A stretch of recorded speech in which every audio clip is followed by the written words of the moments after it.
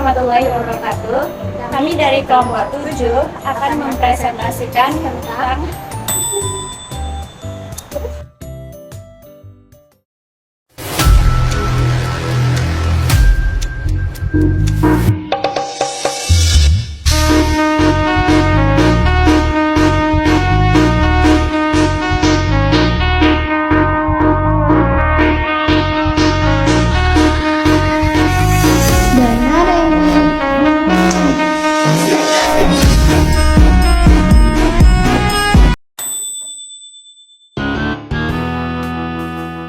menelusuri konsep dan urgensi penegakan hukum yang berkeadilan.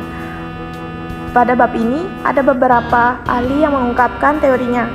Yang pertama, ada Thomas Hobbes 1588-1679 M dalam bukunya Leviathan pernah mengatakan Homo homini lupus, artinya manusia adalah serigala bagi manusia lainnya. Ada juga Cicero 106-43 SM pernah menyatakan ubi societas ibi ius, artinya di mana ada masyarakat, di sana ada hukum. Ada juga Cronenberg dan C.K.B. Sabarudin 1975 mengungkapkan bahwa kehidupan manusia tidak cukup hidup dengan aman, teratur, dan tertib. Manusia perlu sejahtera.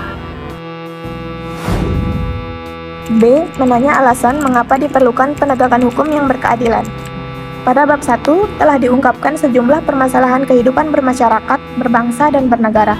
Beberapa di antaranya yang terkait dengan masalah penegakan hukum adalah: pertama, perilaku warga negara, khususnya oknum aparatur negara, banyak yang belum baik dan terpuji. Seperti masih ada praktik KKN, praktik suap, perilaku premanisme, dan perilaku lain yang tidak terpuji. Yang kedua, masih ada potensi konflik dan kekerasan sosial, seperti SARA, tawuran, pelanggaran HAM, etnosentris, dan lain-lain. Yang ketiga, maraknya kasus-kasus ketidakadilan sosial dan hukum yang belum diselesaikan dan ditangani dengan tuntas. Yang keempat, penegakan hukum yang lemah karena hukum bagaikan pisau yang tajam ke bawah tetapi tumpul ke atas. Dan yang terakhir, pelanggaran oleh wajib pajak atas penegakan hukum dalam bidang perpajakan. C. Menggali sumber historis, sosiologis, politis tentang penegakan hukum yang berkeadilan di Indonesia. Hukum bertujuan untuk mengatur kehidupan dan ketertiban masyarakat. Untuk mewujudkan masyarakat yang tertib, maka hukum harus dilaksanakan atau ditegaskan secara konsekuen. Gustav Radbruch, seorang ahli filsafat Jerman, menyatakan bahwa untuk menegakkan hukum ada 3 unsur yang selalu harus diperhatikan, yaitu yang pertama, Gerechtigkeit atau unsur keadilan. Merupakan unsur yang harus diperhatikan dalam menegakkan hukum. Artinya bahwa dalam pelaksanaan hukum, para aparat penegak hukum harus bersikap adil. Yang kedua, Rechtmäßigkeit atau unsur kemanfaatan. Selain unsur keadilan, para aparatur penegak hukum dalam menjalankan tugasnya harus mempertimbangkan agar proses penegakan hukum dan pengambilan keputusan memiliki manfaat bagi masyarakat. Yang ketiga, Sicherheit atau unsur kepastian. Unsur ketiga dari penegakan hukum adalah kepastian hukum. Artinya, penegakan hukum pada hakikatnya adalah perlindungan hukum terhadap tindakan sewenang-wenang. Adanya kepastian hukum memungkinkan seseorang akan dapat memperoleh sesuatu yang diharapkan. D. Membangun argumen tentang dinamika dan tantangan penegakan hukum yang berkeadilan Indonesia. Di era globalisasi yang penuh dengan iklim materialisme, banyak tantangan yang dihadapi oleh aparat penegak hukum. Mereka harus memiliki sikap baja, akhlak mulia, dan karakter yang kuat dalam menjalankan tugas. Dalam hal ini, aparatur penegak hukum harus kuat dan siap menghadapi berbagai cobaan, ujian, godaan yang dapat berakibat jatuhnya wibawa sebagai penegak hukum. Penegak hukum harus tahan terhadap upaya oknum masyarakat atau pejabat lain yang akan mencoba menyuap dan lainnya. Dan berikut adalah pernyataan dari narasumber terhadap pertanyaan-pertanyaan yang telah kami berikan.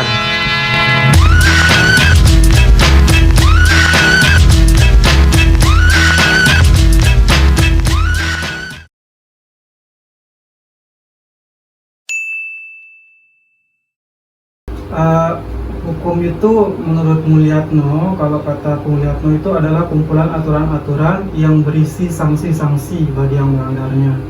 Nah, jadi kalau di dalam hukum itu pasti ada aturan-aturannya. Kemudian di aturan tersebut ada sanksi-sanksi bagi yang melanggarnya. Itu kata Mulyatno.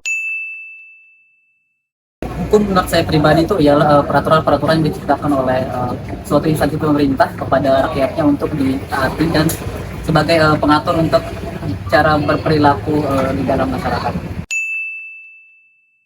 Menurut saya hukum adalah peraturan mengenai tingkah laku manusia dalam bermasyarakat dan dibuat oleh pemerintah serta bersifat memaksa sehingga perintah dan larangan dalam norma hukum harus ditaati oleh masyarakat. Hukum adalah untuk membedakan mana yang hak dan yang batil. Itu menurut Islam. Kalau di Indonesia untuk membedakan mana yang salah dan mana yang benar itu.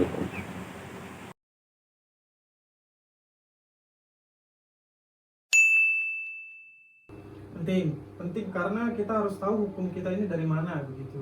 Misalkan kalau kita kan sekarang hukum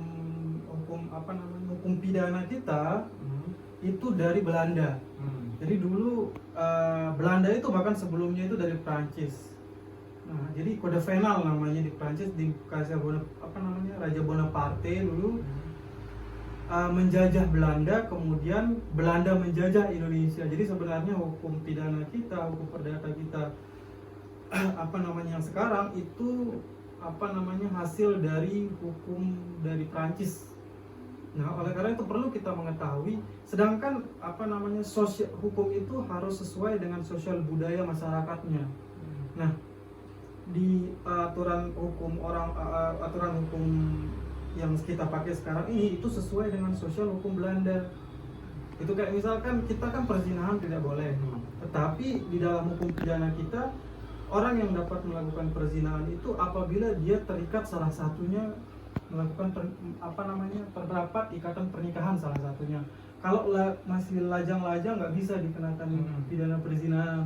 Nah, itu kan tidak cocok dengan sosial budaya masyarakat Indonesia. Oleh karena itu penting untuk nanti meratifikasi, merubahnya. Nanti kan ada RKUHP. Nah, itulah sejarah hukum kita itu penting untuk diketahui oleh kita sendiri supaya kita tahu asalnya begitu. Menurut saya penting sih karena itu kan di dalam konstitusi kita bisa mengetahui dasar-dasar hukum di Indonesia. Terus yang kedua kita bisa mengetahui apa kewajiban kita kepada negara sebagai warga negara dan apa kewajiban kita sebagai masyarakat untuk negara. Oke, memahami sejarah konstitusi negara kita dalam konteks hukum dan keadilan sangatlah penting. Pengetahuan tentang sejarah konstitusi dapat membantu masyarakat dalam memperjuangkan perubahan hukum yang lebih adil karena melihat dari konstitusi sebelumnya. Kalau berbicara tentang sejarah itu harus kita benar-benar meresapi, karena memang sejarah itu adalah sebagai pedoman sebuah negara. Tanpa ada sejarah tidak mungkin akan bisa begini kejadian kita pada saat ini.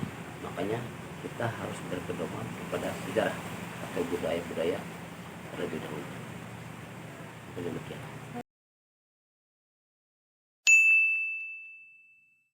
Apa yang kita lakukan oleh masyarakat adalah tentu saja tertib.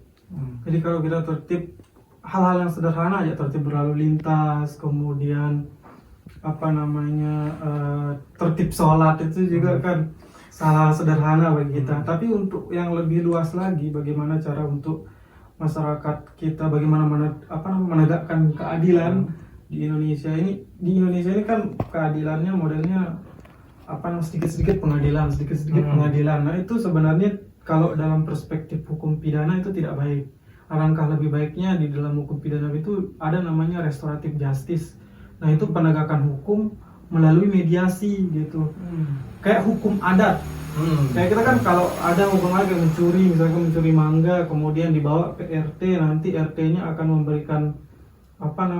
memberikan sanksi untuk bersih-bersih masjid. Nah, itu kan salah satu contoh dari restoratif justice. Nah di Indonesia ini kadang-kadang kita mencuri dikit masukin pengadilan, mencuri dikit masukin pengadilan.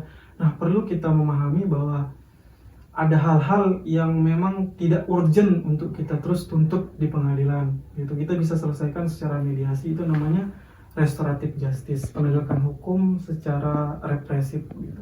Oke. Mungkin kalau menurut saya memahami konsep dasar dari hukum yang sudah ada di Indonesia dan juga menaati hukum-hukum tersebut. Terus yang kedua ada ikut mendukung penegakan hukum yang dilakukan oleh instansi pemerintah, misalnya kepolisian, kejaksaan atau hakim. Menurut saya kita dapat mendukung penegakan hukum yang lebih adil dan setara dengan berpartisipasi dalam pemilihan, mendukung hak asasi manusia, melaporkan pelanggaran hukum, dan mendukung organisasi yang berfokus pada keadilan hukum. Berbicara tentang keadilan, tentunya setiap hukum yang memang dikeluarkan oleh negara kita harus ada independen yang akan bisa mengontrol bagaimana keadaan hukum itu sendiri, sehingga kalau ada yang mengontrol, sehingga perbuatan seseorang yang ingin melakukan hal-hal yang tidak sesuai dengan hukum dapat kita ketahui, seperti korupsi, itu ada yang melihat atau merokong di sebuah negara kita ini.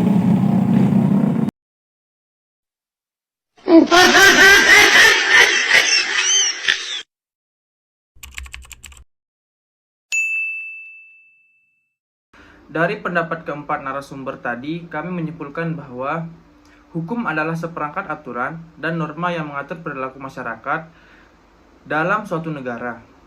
Pelaksanaan penegakannya melibatkan sistem peradilan yang terdiri dari pengadilan dan lembaga penegak hukum seperti polisi. Tujuannya adalah menjaga ketertiban, melindungi hak individu, dan menegakkan keadilan dengan menyelidiki pelanggaran hukum, mengadili mereka yang bersalah, dan memberikan hukuman atau sanksi yang sesuai. Dan untuk pertanyaan yang kedua, dari pernyataan keempat narasumber, kami menyimpulkan bahwa memahami sejarah konstitusi negara kita dalam konteks hukum dan keadilan sangat penting. Sejarah konstitusi mencerminkan perjuangan dan nilai-nilai yang mendasari sistem hukum kita. Ini membantu kita memahami landasan hukum dan prinsip-prinsip keadilan yang menjadi dasar hukum modern. Pengetahuan ini penting dalam memastikan bahwa hukum diterapkan secara adil dan sesuai dengan semangat konstitusi. Dan untuk pertanyaan ketiga, kami menyimpulkan bahwa sebagai warga negara, kita dapat mendukung penegakan hukum lebih adil dan setara dengan cara: yang pertama, berpartisipasi dalam proses pemilihan dan pemilihan umum untuk memilih pemimpin yang mendukung penegakan hukum yang adil. Yang kedua, meningkatkan kesadaran akan hak dan kewajiban hukum serta mematuhi hukum dengan baik. Dan yang ketiga, mendukung organisasi advokasi hak asasi manusia dan keadilan untuk memperjuangkan perubahan positif dalam sistem hukum. Yang keempat, aktif dalam mendorong transparansi dan akuntabilitas lembaga penegak hukum. Jadi, kesimpulannya, pemahaman hukum, sejarah konstitusi, dan partisipasi aktif dalam masyarakat dapat mendukung penegakan hukum yang lebih adil dan setara di negara kita. Ini adalah tanggung jawab bersama kita sebagai warga negara.